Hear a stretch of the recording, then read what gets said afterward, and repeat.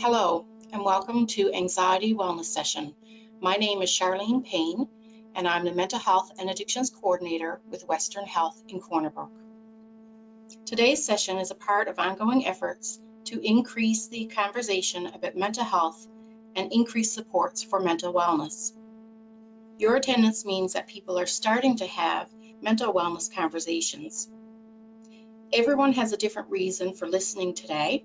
We hope you will learn things to help yourself and also learn things to share with others. Every time we have an open conversation about mental health, we're helping to reduce stigma.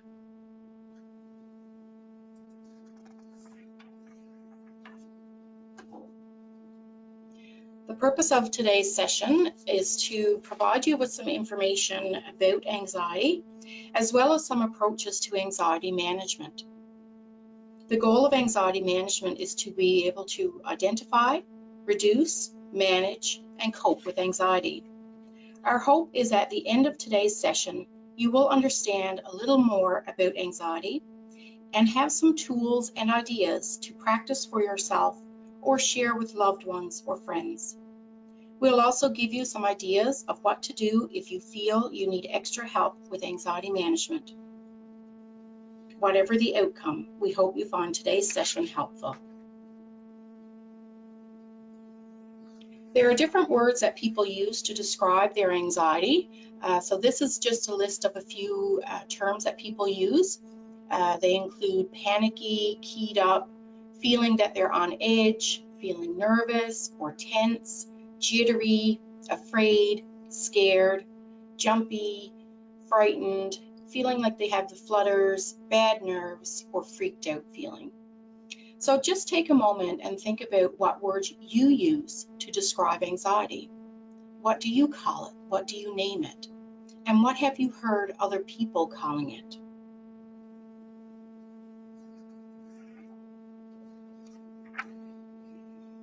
I want to talk a little bit about stress or anxiety. We all encounter stress in our everyday lives, whether it's balancing different demands that are placed on us, navigating social relationships. But what we don't often talk about is that a certain level of stress can be good for you. It can lead to positive problem solving. It can help give you some motivation. It can increase our ability to cope in certain situations. So for example, if you're worried about an interview, you spend time to prepare yourself for that interview. Fear also is a natural response and is really important for helping to keep us safe from danger, as in the case of a child learning to be fearful of playing in the road. There are times, however, that our stress and fear response can start to go off at the wrong times. So this happens when we're faced with a situation that isn't actually dangerous, but we believe it to be dangerous. For example, public speaking. Our alarm system in our body starts to go off in situations that aren't actually dangerous. When this happens, we may start to develop anxiety. So a person who is anxious about public speaking would believe it to be dangerous and sets off our flight or fight response in our body. And we may start to develop anxiety in those situations. Anxiety is a prolonged, frequent worry, which generates more worrying, which may impact positive thinking and problem solving. So in the example of the interview, we worry so much about the interview and all parts of the interview that we may end up avoiding the interview altogether. Anxiety becomes an issue when it starts to impact your day-to-day functioning and your daily life. There are several types of anxiety disorders. I'll just name a few. There's generalized anxiety disorder, panic disorder, obsessive-compulsive disorder, social anxiety, as well as certain phobias. An anxiety disorder can be diagnosed by a psychiatrist or by a family physician. However, you do not need a formal diagnosis to start managing symptoms of anxiety or seeking help. There is no one cause of anxiety. It could be that there's a family history of having anxiety disorders, or it could be due to environmental factors that may be influencing your life. If there's certain exposure to stressful situations, it may be that you need a little bit more balance in your life as well, in terms of healthy eating, proper sleep schedule, and those things. I'm going to show you a short video now that really describes the difference between stress, anxiety, and ways you can learn how to manage it.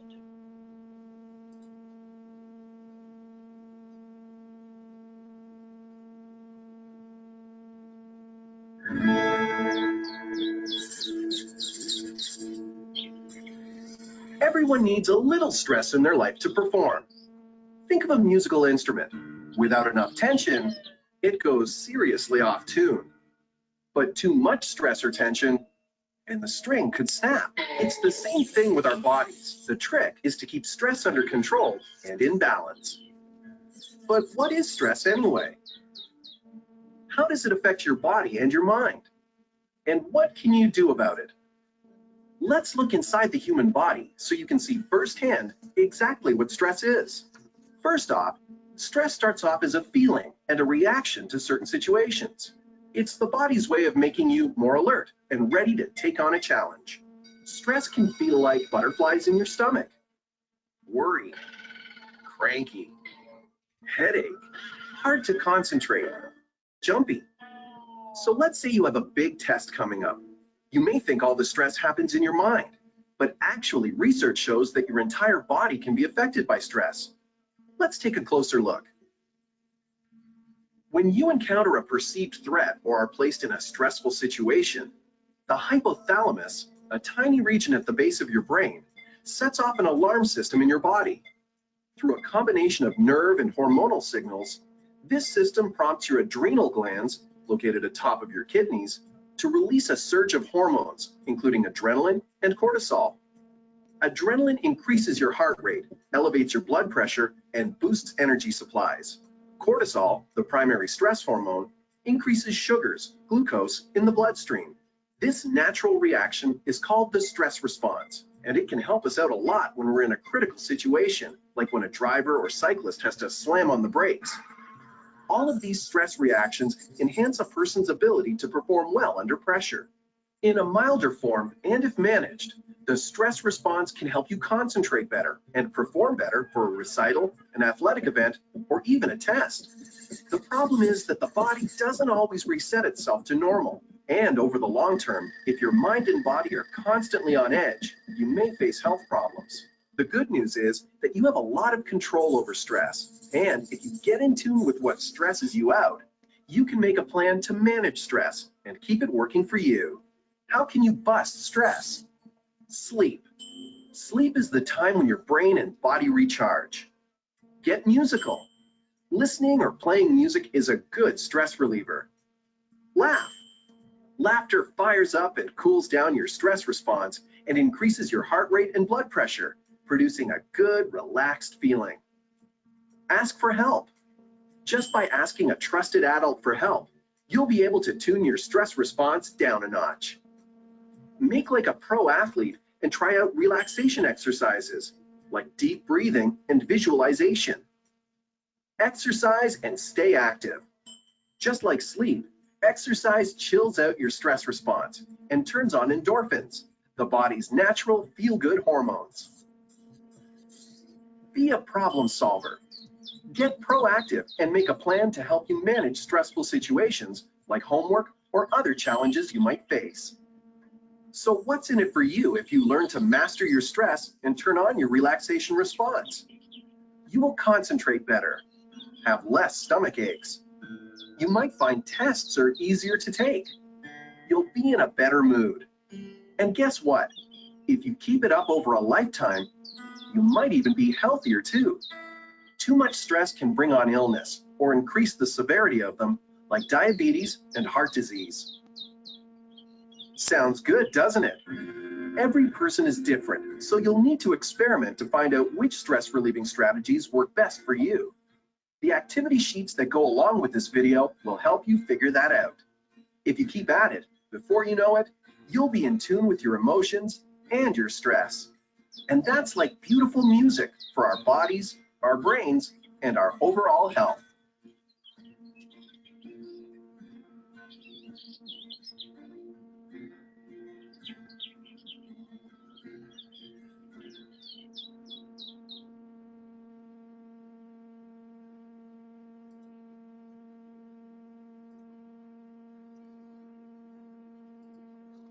Okay. In terms of some treatment approaches or things you can do to help manage anxiety on your own, one thing is to reduce or stop your stimulant intake.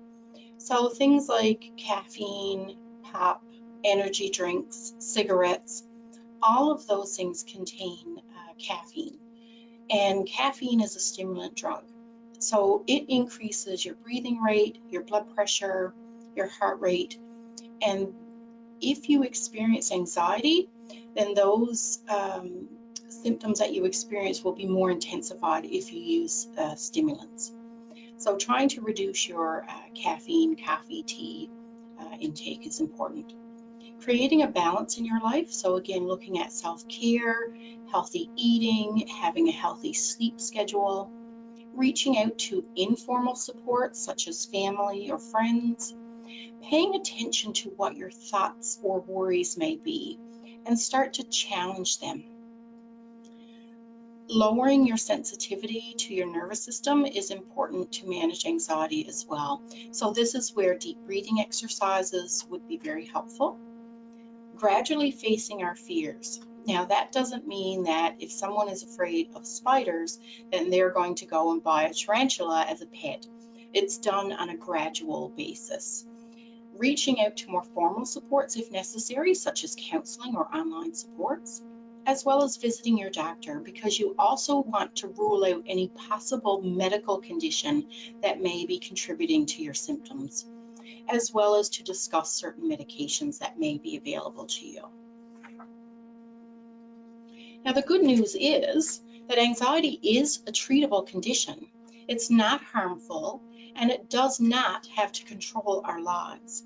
Oftentimes, anxiety is so overwhelming that we feel it consumes every part of us, but it does not have to. Anxiety management is about learning how to live with those symptoms on a day-to-day basis and controlling them. One way to do that is to practice deep breathing. So deep breathing is very important because when we breathe normally, oxygen and carbon dioxide are balanced out, and this allows our body to function efficiently.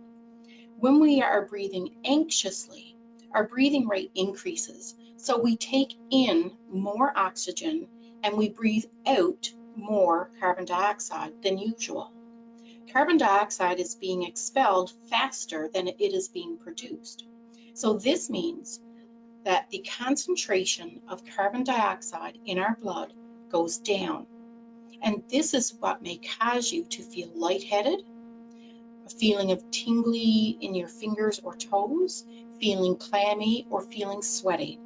This is what happens. When you start to breathe normally again, your oxygen and carbon dioxide levels return to normal. So with anxiety, you can deliberately relax your breathing to help you. And this is why it's an effective tool to use with anxiety management. So one thing I recommend for people to do is to figure out what type of breather you are normally. Some people tend to breathe more naturally through their chest, others more so with their abdomen. So if you place one hand on your chest and place the other hand on your lower belly and breathe normally for a few seconds. Whatever part of your body is moving the most, whether it's your chest or your abdomen, that's what type of breather you are. So that may be helpful before you begin to practice deep breathing. Deep breathing is when you breathe in through your nose, hold your breath, and then exhale through your mouth or your nose, and counting while you do it. So one way we can do it is to sit comfortably. Some people prefer to close their eyes. So you breathe slowly and steadily in through your nose and count to 4. 1, 2, 3, 4. Hold your breath for 2 seconds. 1, 2, and breathe slowly and steadily out through your nose for 4 seconds. 1, 2, 3, 4. You can repeat this process for 2 minutes. Sometimes I like to tell people to imagine that your belly is like a balloon. So when you're breathing in through your nose, try to imagine that you're filling your balloon up with as much air as you possibly can, holding it, and then as you breathe out, you're letting all the air out of that balloon so that your belly kind of sinks in a little.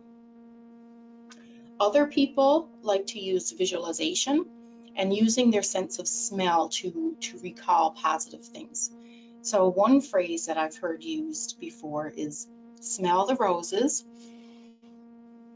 and blow out your birthday candles, because both of those things are associated with positive feelings. So if you don't like the smell of roses, you can choose any scent that gives you a pleasurable feeling, a good feeling. So it could be cinnamon, it could be the ocean, it could be anything that gives you a good feeling. And then blowing out birthday candles, again, is associated with positive feelings for most people. So sometimes that can help you practice deep breathing. Practicing deep breathing on a daily basis is going to help you. So as with anything, the more time you put into it, the more you're going to get out of it. So practicing it when you don't need it will help you be able to use it more effectively when you are experiencing anxiety or dealing with depression or any other issue.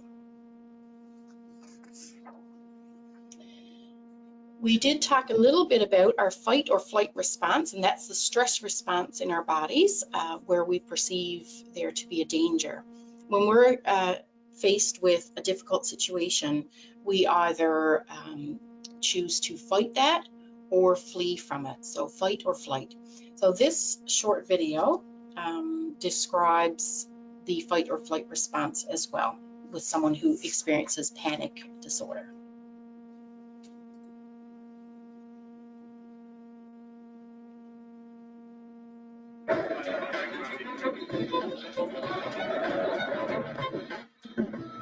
Oh, hey.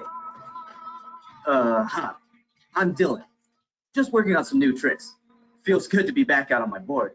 I started having these panic attacks last year, and it totally killed my skills. The first time I had a panic attack, I was sitting in math class, staring out the window as usual. My heart started pounding, I was sweating, I felt like I couldn't breathe, and I thought I was having a heart attack. Dude, I was totally freaking out.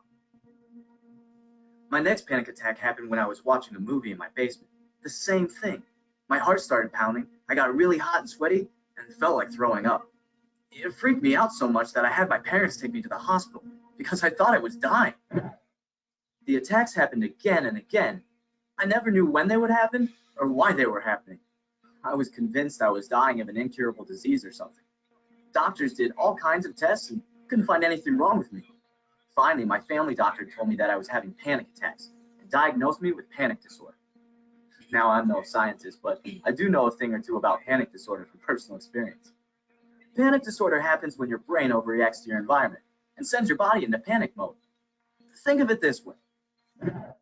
The brain is like a control center, and this little guy, we'll call him Norman. Hi there.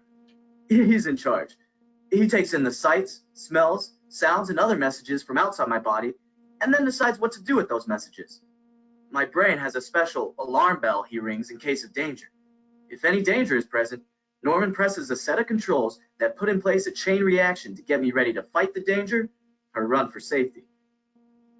For example, let's say I come face to face with a martial arts ninja.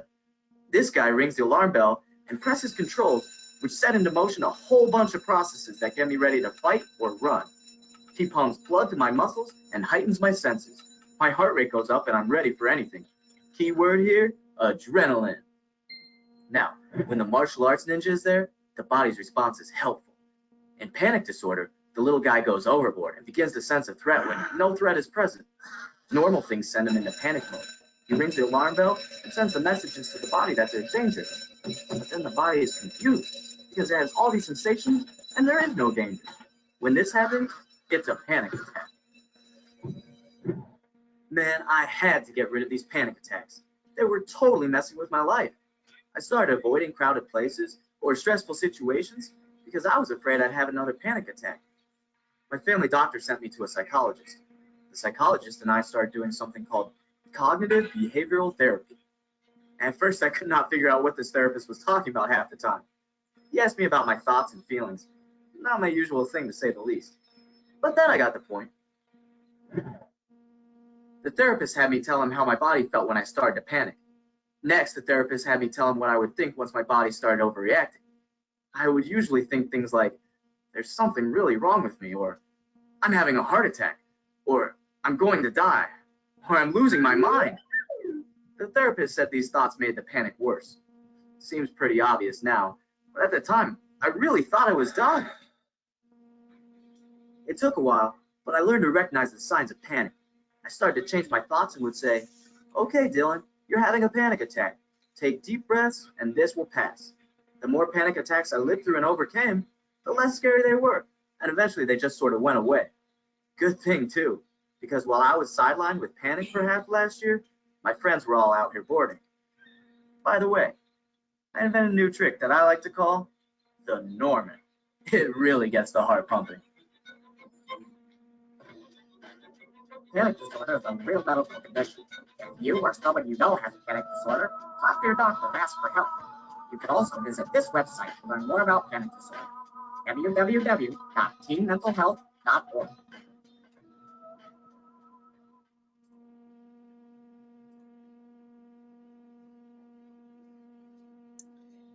Okay, so with anxiety, when there is no danger present, our body still responds in that adrenaline. Our body releases the adrenaline, our heart rate increases, we breathe faster, we become sweaty, we become more alert, and we feel fear and we worry, but we're not sure why. Our thoughts begin to race, and with this, our increased heart rate, our increased breathing, our tension, our sweating increases as well. So this starts to happen in a cycle. All of our body functions have a purpose. However, it may be uncomfortable when you don't understand or know why they are happening. Sometimes anxiety feels like it's happening for no reason. The issue with anxiety is that it can make you hypersensitive to stimuli.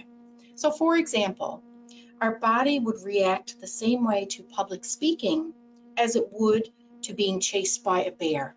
We react in the same way. Anxiety can make you overestimate potential threats and danger, as well as perceive things to be dangerous when they are not. So for example, we may fear of having a plane crash, even though flying is extremely more safe and there's a low chance of having a crash. There are more motor vehicle accidents than there are plane crashes. Another anxiety management technique is called grounding techniques. Grounding techniques are very helpful for individuals who experience anxiety, anyone who experiences post-traumatic stress disorder, anyone with addiction issues and coping with cravings. Grounding helps bring an individual back to the present moment.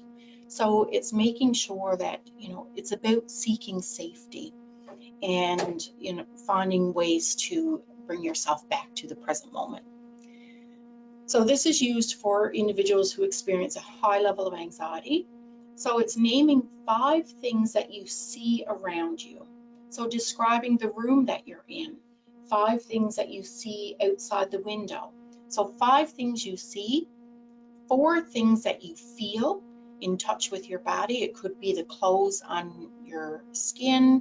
It could be the seat if you're sitting in a chair. It could be the floor under your feet.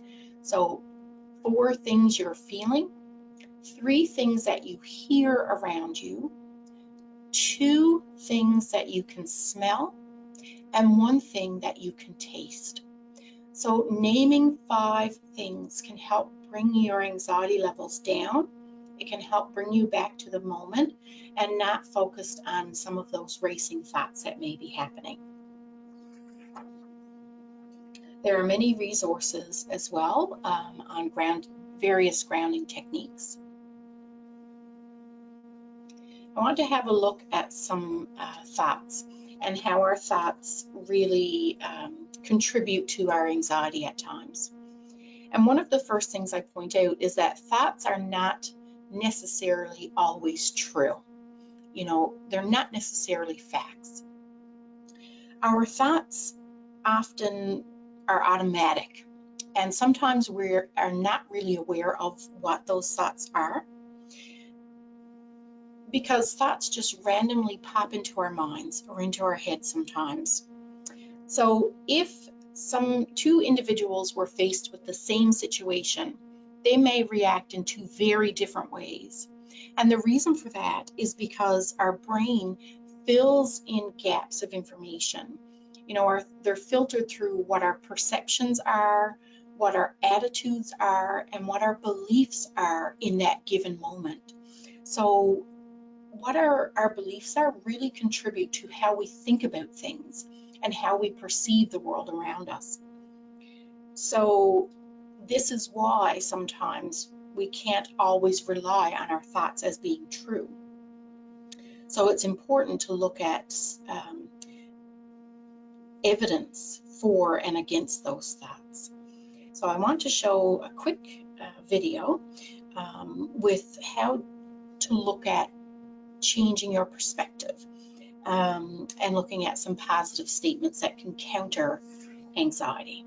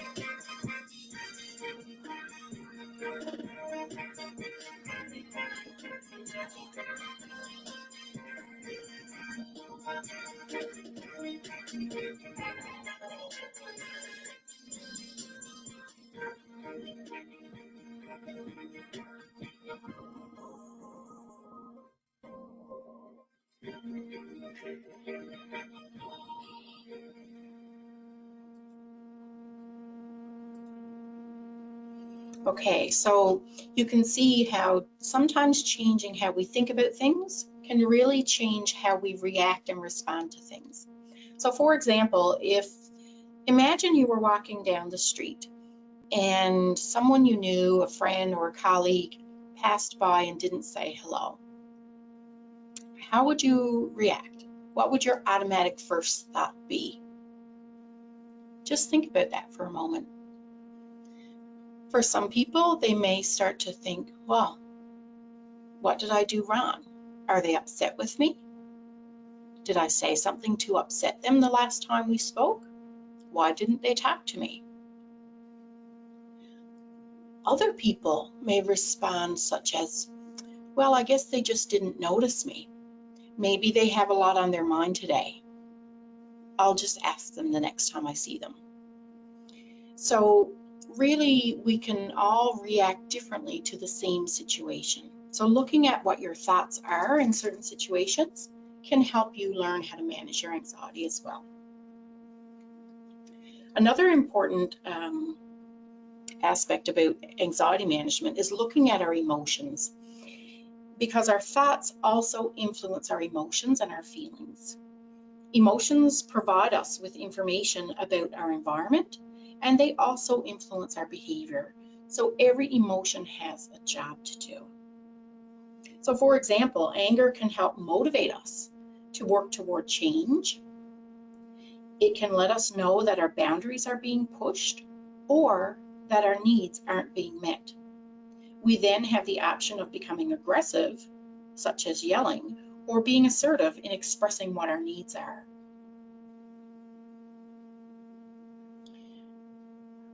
Fear is another emotion that can tell us something that could be possibly dangerous to us. We then have the option to either avoid or challenge that situation. So being able to name your emotions will help you manage them more effectively. Emotions are neither right nor wrong, or good or bad. Emotions have a purpose, and we need to be able to express our emotions when they arise. And the point isn't trying to get rid of the emotions, but we want to be able to manage them more effectively and not let our emotions control us and our behaviors as well.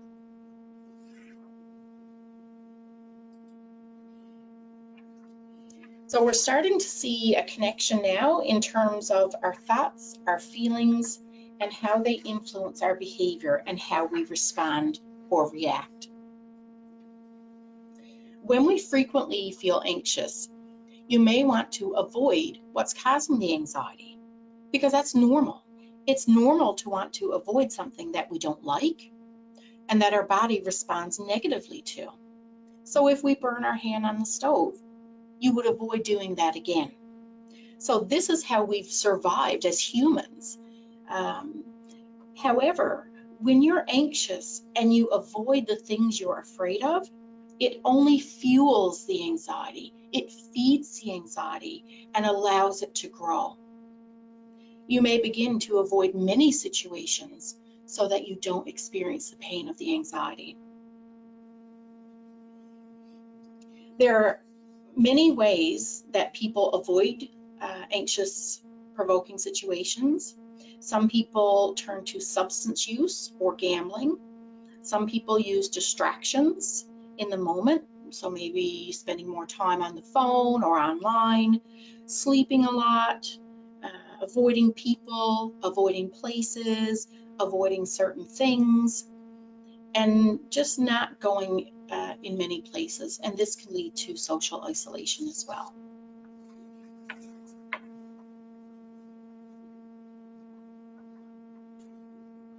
So just ask yourself these couple of questions.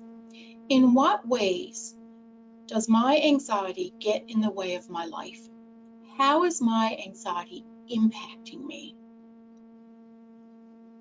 What things have I stopped doing? Or what things have I started to do? And what would be different in my life if I was able to manage my anxiety better? So now is looking at next steps. If you feel that your anxiety is interfering with your day-to-day life, it's keeping you from doing things that you would like to do, then looking at your next steps in how can I manage my anxiety so that it doesn't keep me away from the things I want to do.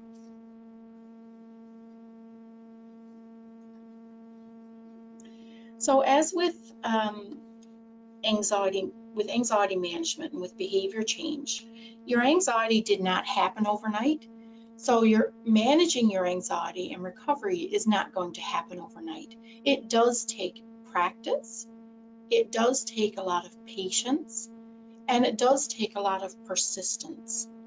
So it's, the more you practice the anxiety management skills, the more time and effort you put into it, never giving up, keeping at it no matter how difficult it may be. That's what behavior change is all about. So the goal of anxiety management is not removing the anxiety, but it's about changing your relationship with it so that it doesn't pull you away from being the person you want to be, behaving the way you want to, and spending time the way you would like. Change is uncomfortable, especially in the beginning. So you need to think about whether you're ready to make that change and being willing to do the work. So think about other things in your life that you've made changes with, whether it's, a new exercise routine, quitting smoking.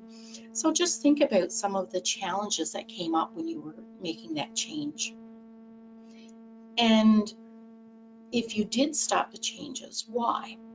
If you kept going, why did you? So looking at, what kept you motivated to make that change. Because it is hard and it takes time. You may experience obstacles along that way, and that's okay. That's normal.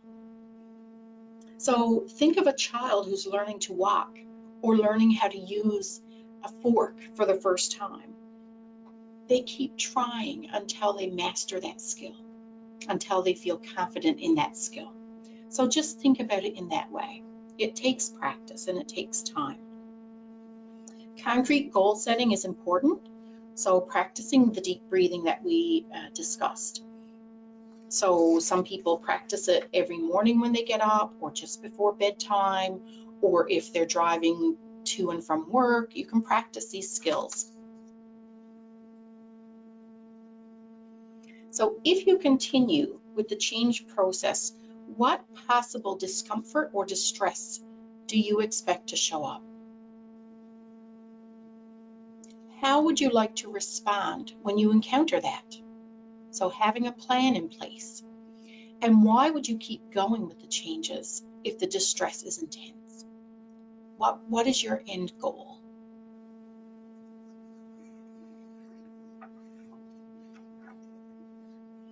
Another type of relaxation technique is called a body scan meditation.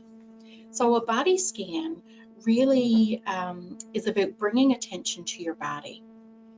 So I will do a guided session with you now. So begin by sitting comfortably or lying down. You may close your eyes if you like. Begin by bringing your attention into your body. You can close your eyes if that's comfortable for you. You can notice your body seated wherever you're seated, feeling the weight of your body on the chair, on the floor, on your bed. Take a few deep breaths. And as you take a deep breath, bring in more oxygen, enlivening the body.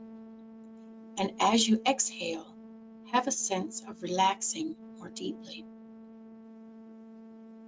You can notice your feet on the floor. Notice the sensations of your feet touching the floor, the weight, the pressure, vibration, heat. You can notice your legs against the chair, pressure, pulsing, heaviness, lightness. Notice your back against the chair. Bring your attention into your stomach area. If your stomach is tense or tight, let it soften. Take a breath. Notice your hands. Are your hands tense or tight? See if you can allow them to soften. Notice your arms. Feel any sensation in your arms. Let your shoulders be soft. Notice your neck and throat. Let them be soft. Relax. Soften your jaw. Let your face and facial muscles be soft. Then notice your whole body present. Take one more breath. Be aware of your whole body as best you can. Take a breath. And then when you're ready, you can open your eyes.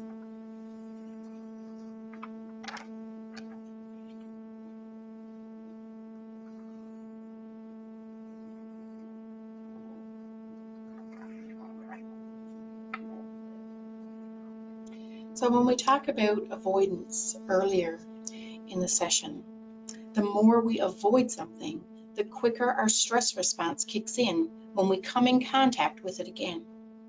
So if a person is confronted with an anxiety-producing situation, it leads to an uncomfortable sense of worry and agitation. So you see the anxiety goes up and peaks down, peaks up and down. And over the course of time, the anxiety-producing situation is avoided and the person receives a feeling of relief. However, the next time they are in that situation again, the anxiety will be much worse. So over the course of time, the anxiety will increase in those situations. Another anxiety management technique and a treatment approach, most people would do this with a counselor. It's called exposure therapy. And this is the opposite of avoidance or running away from your anxiety.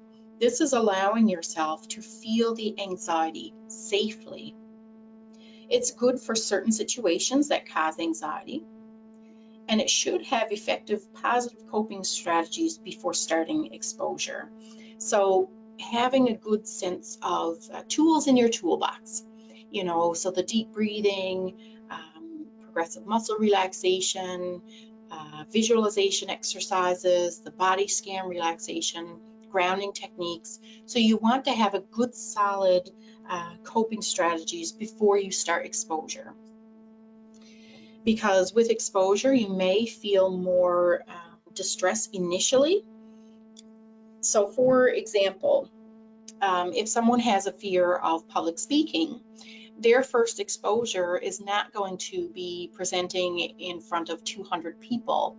It would probably be reading out loud in their own bedroom, looking in the mirror and practicing. So exposure needs to be done very, very gradually. So some people, for example, when they get into cold water, whether it's a swimming pool or a lake, the first feeling is uncomfortable. The water temperature does not change, but our body gets used to it, gets accustomed to it. So the same is true with exposure. So the more we do it, or the longer that we're exposed to it, the more we know that it is not actually dangerous. So with your first exposure, your anxiety is still going to be significantly high, but over the course of time, during your second, your third, your fourth, your fifth, however many number of exposures over the course of time, your anxiety will decrease as well. So exposure is gradually facing your fears and getting used to the anxiety. By not avoiding what we're afraid of, our anxiety becomes less in the long run. So it teaches and shows us that we can manage our anxiety better than we once thought we could. So it gives us a sense of control again over our lives and over what we do. So it's also helpful in this case to be familiar with rating your anxiety. So checking in with yourself to see if, what your anxiety level is, and score it between 0 to 10. So 0 being no anxiety, 10 being very extreme sense of anxiety. And noticing over the course of exposure what happens to your rating scale. Does it change? Does it go down?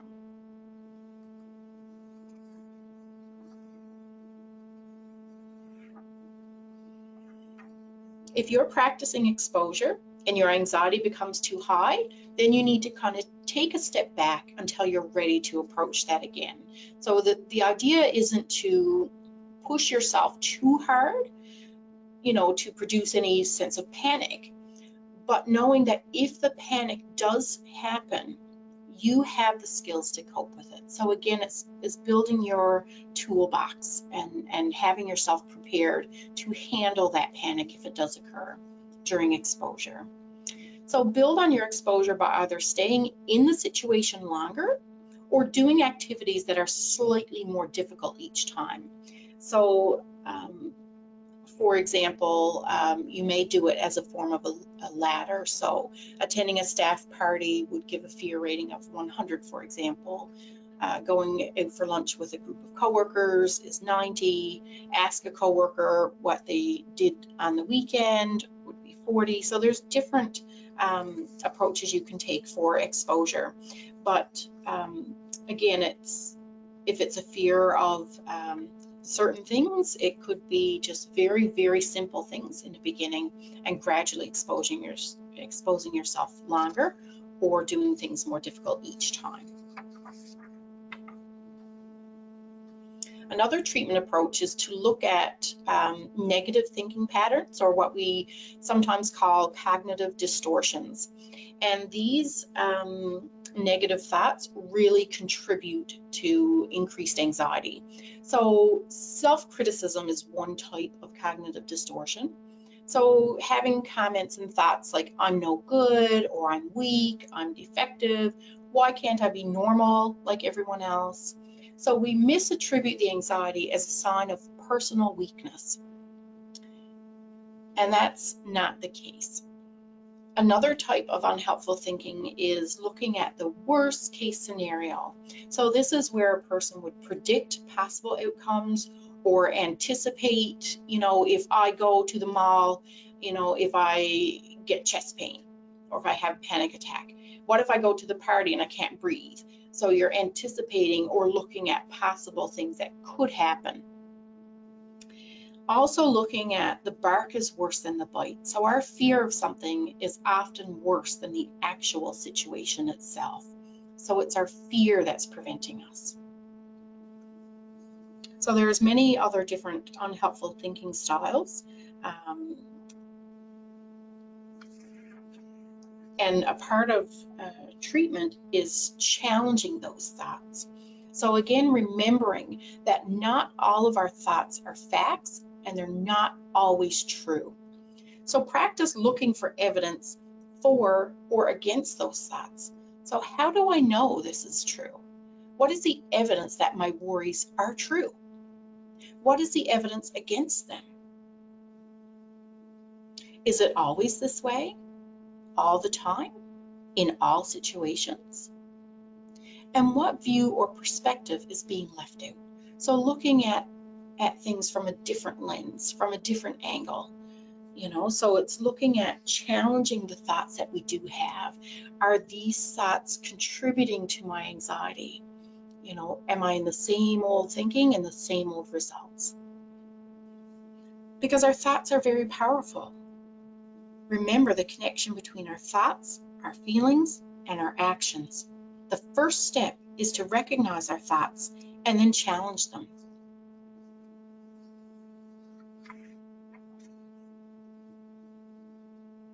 Another helpful approach to manage anxiety is acceptance. And acceptance is not necessarily about approval. It's about pushing the anxiety away, and that makes it worse. Approaching what makes us anxious reduces the anxiety. And acceptance does not mean that we approve of the anxiety, but that we can be with it and still be okay. It does not have to define who you are as a person. Anxiety becomes more distressing when we have anxiety and strong emotional reaction to having the anxiety. So if we have intense feelings of fear, anger, upset, frustration. So by accepting the anxiety as more a part of life, then we have a less strong emotions when it comes, and thus we have less distress. So we accept the anxiety and things that are out of our control. Then we have less strong emotions when it does come, and we have less distress. So remember that. Acceptance is helpful because we learn that change is just a law of nature. We don't have to do anything, and anxiety can pass.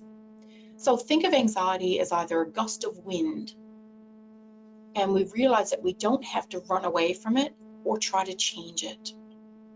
All we need to learn how to do is flow with that gust of wind and ride it out like an unsinkable boat in a storm.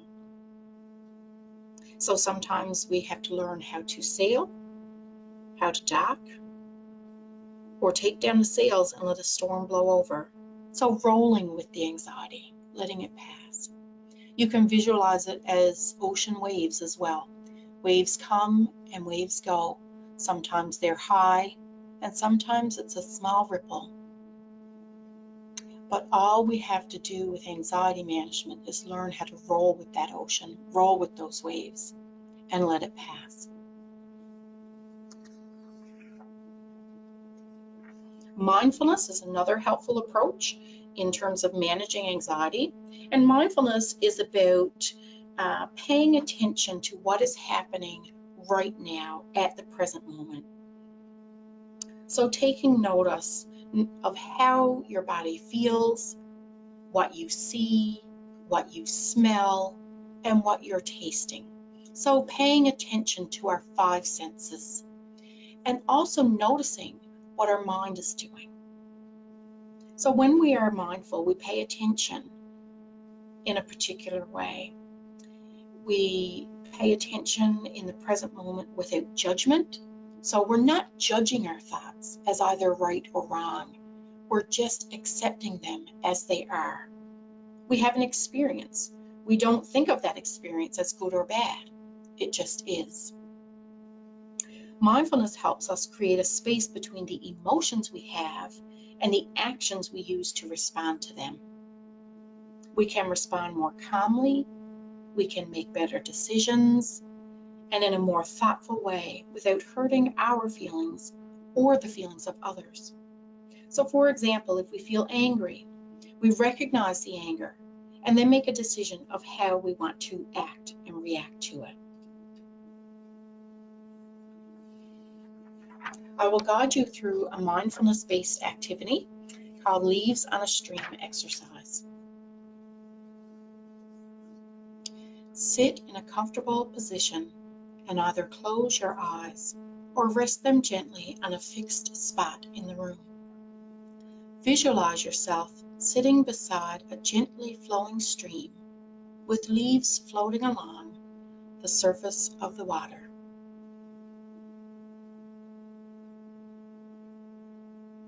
For the next few moments, take each thought that enters your mind and place it on a leaf. Let it float by. Do this with each thought. Pleasurable thought, painful thought, or a neutral thought. Even if you have joyous or enthusiastic thoughts, place them on a leaf and let them float by. If your thoughts momentarily stop, continue to watch the stream.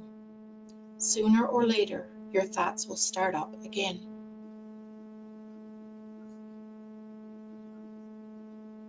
Allow the stream to flow at its own pace. Don't try to speed it up and rush your thoughts along. You're not trying to rush the leaves along or get rid of your thoughts. You are allowing them to come and go at their own pace. If your mind says, "This is dumb," or "I'm bored," or "I'm not doing this right," place those thoughts on leaves too and let them pass.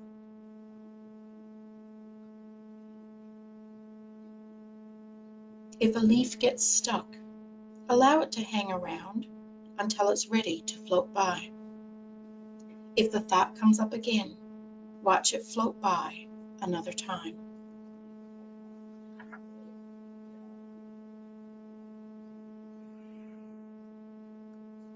When you're ready, you can come back to the moment.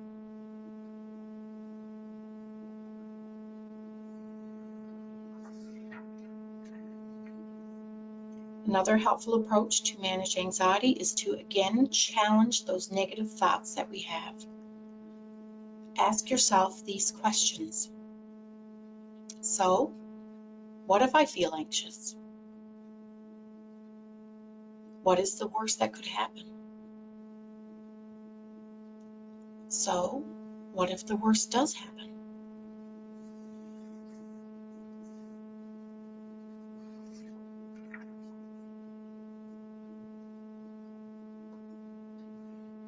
Other helpful approaches are to see the adventure in anxiety, see the excitement in it, any humor in it, seeing the strength in yourself for trying, as well as seeing the courage in yourself for trying.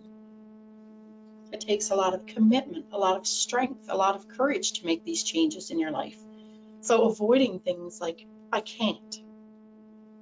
Take the T off.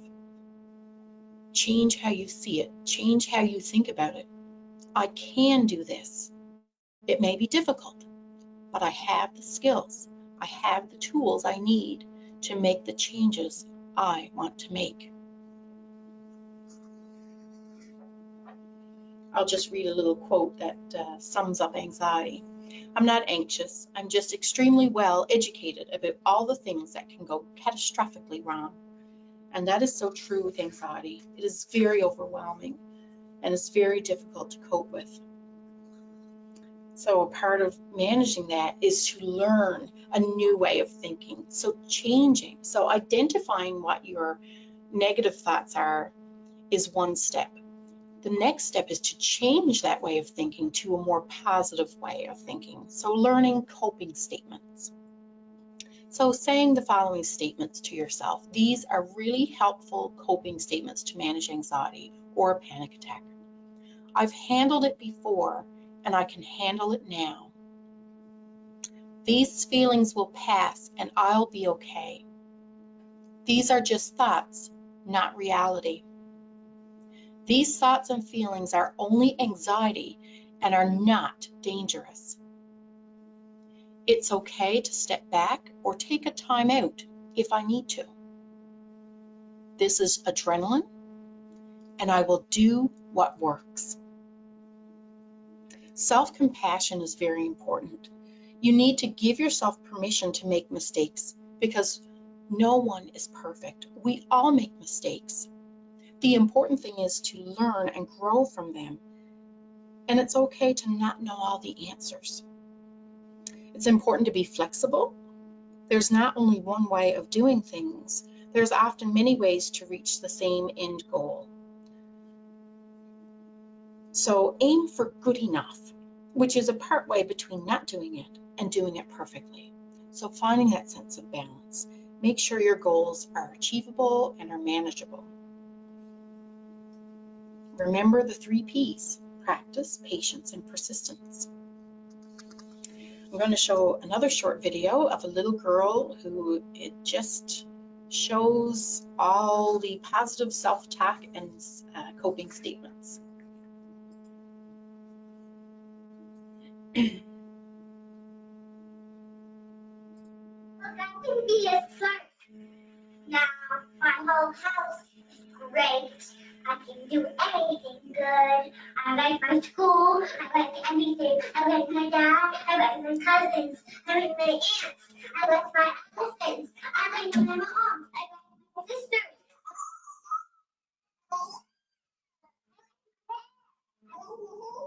I like my pajamas.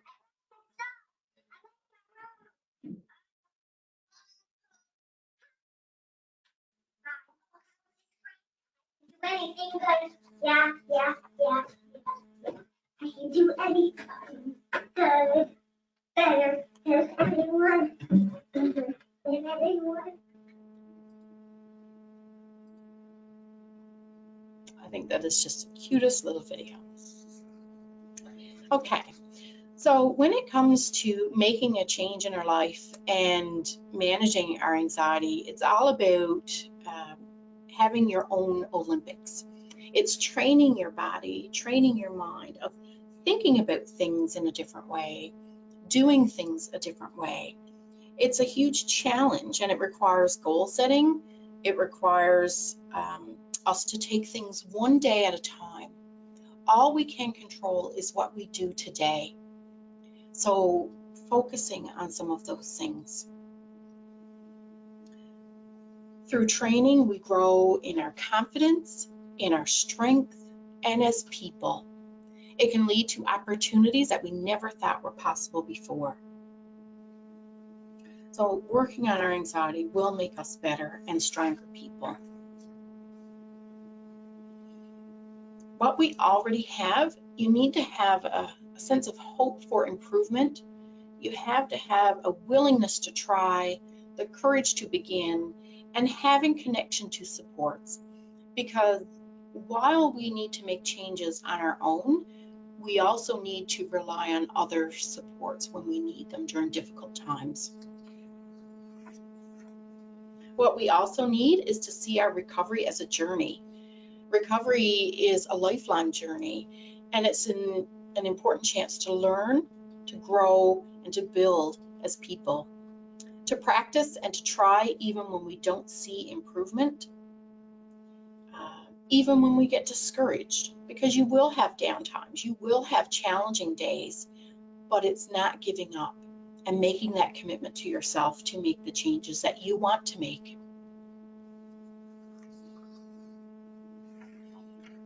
So recovery, oftentimes we want recovery and we want it yesterday.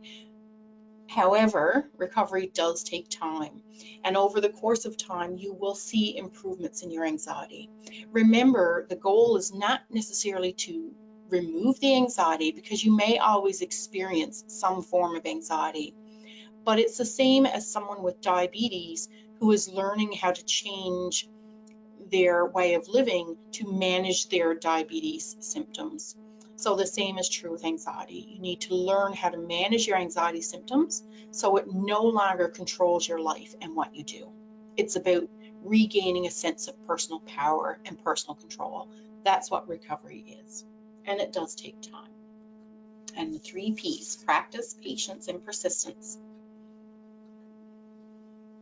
So ask yourself, or take a few moments to think about what commitment you would like to make in regards to your own anxiety. What is it you would like to do? How will you try to prepare for that? What strategies will you use? And if that plan doesn't work, what will you do next? Because sometimes it's about trial and error. You need to try out different techniques that will work best for you.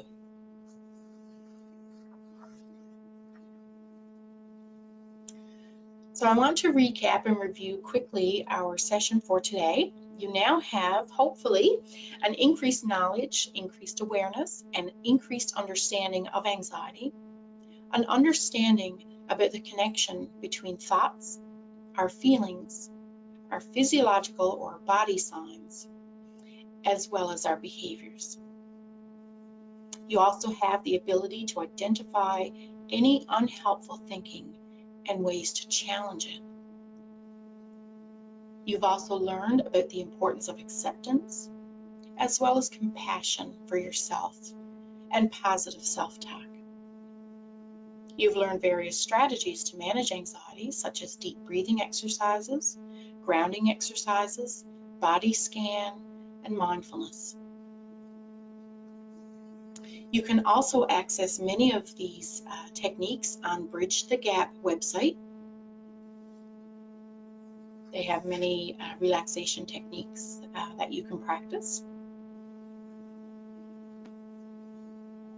In terms of navigating the mental health and addiction services programs, we do provide prevention and promotion services, so that's education and awareness in the community.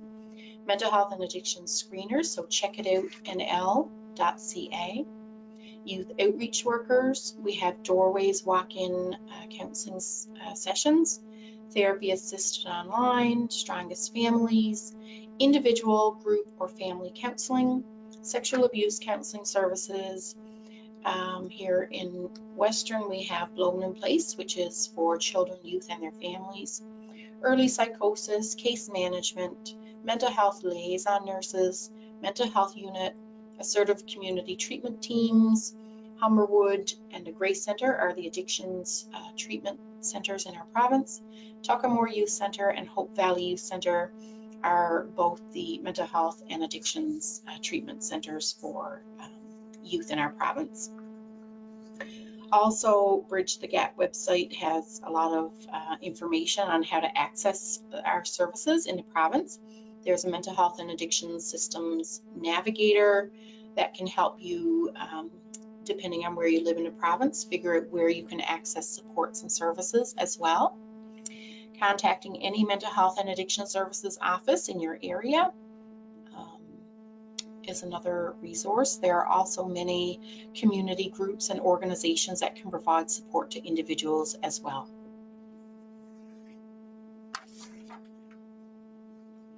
I want to thank you all for joining our anxiety wellness session today.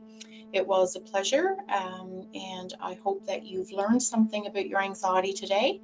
And please look on our website, bridgethegap.ca, for further information and resources on any topic related to mental health or addictions, and that can be for youth as well as our adult population.